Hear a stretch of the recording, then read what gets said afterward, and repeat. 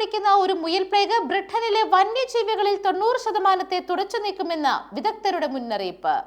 Rabbit ഹെമോറജിക് disease virus കടൽ കടന്ന് ബ്രിട്ടനിൽ എത്തിയിരിക്കുന്നുവെന്നാണ് അവർ പറയുന്നത്.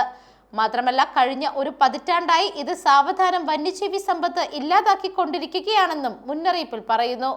എന്നാൽ അടുത്ത കാലത്തായിട്ട് ഈ വൈറസിന്റെ അതിവ്യാപന ശക്തിയുള്ള ഒരിനം ഇപ്പോൾ ബ്രിട്ടനിൽ എത്തിയിരിക്കുകയാണെന്നാണ് മുന്നറിയിപ്പിൽ പറയുന്നത്.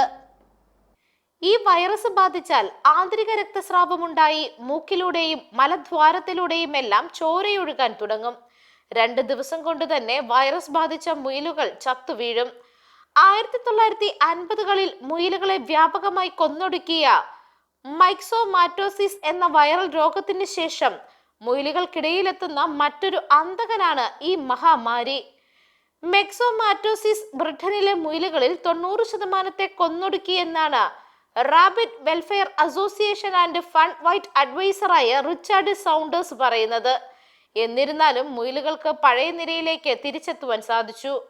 ആറച്ചടിയും സമാനമായ പ്രത്യാഘാതമാണ് ഉണ്ടാക്കുകയെങ്കിലും ഇത്തവണ മുയലുകൾക്ക് അതിജീവിക്കാൻ കഴിയും എന്നത് സംശയമാണെന്നും അദ്ദേഹം പറഞ്ഞു. ഹൈ വിറുലൻസ് RH2 എന്നാണ് അത്യവ്യാപന ശക്തിയും മാരക പ്രഹര ശക്തിയുമുള്ള ഈ ഇനത്തെ വിളിക്കുന്നത്.